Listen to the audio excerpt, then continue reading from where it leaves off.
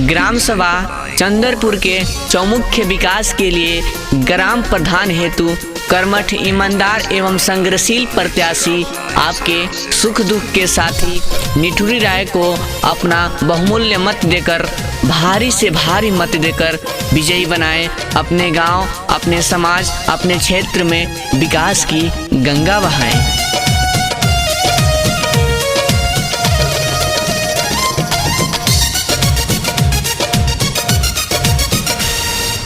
निठुरी भैया के अपने जिता दो, अपने जिता दो, अपने जिता दो।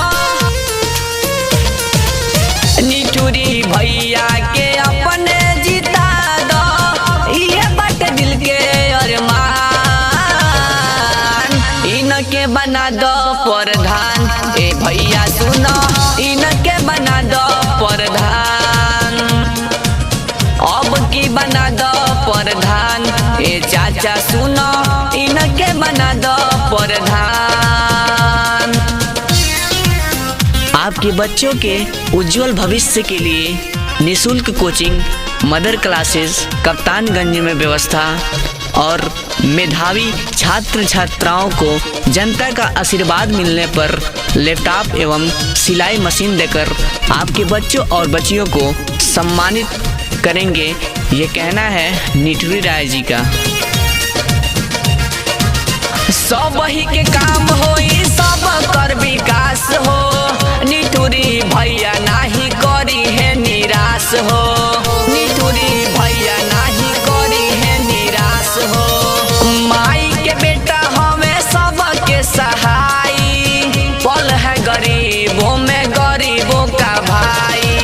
हाथ जोड़ी कहतानी सब ही से भैया, रखियो बेटौआ के ध्यान। इनके बना दो प्रधान, ए भैया सुनो, इनके बना दो प्रधान। अब की बना दो प्रधान, ए भैया सुनो, इनके बना दो प्रधान।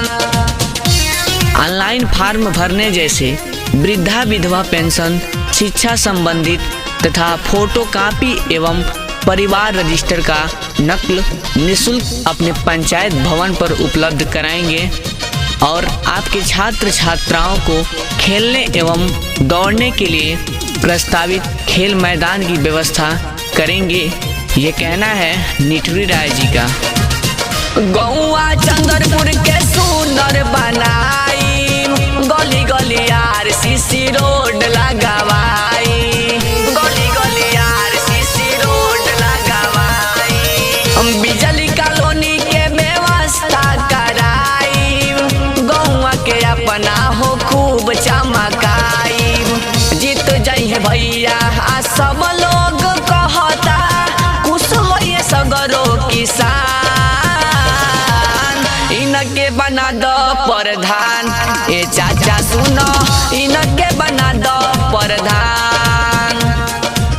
अब की बना दो प्रधान, ए भैया सुनो, अब की बना दो प्रधान। जनता का आशीर्वाद मिलने पर गरीब लड़कियों का विवाह समारोह भी करवाएंगे और गरीब जनता का छूटा हुआ यूनिट तत्काल चढ़वाएंगे।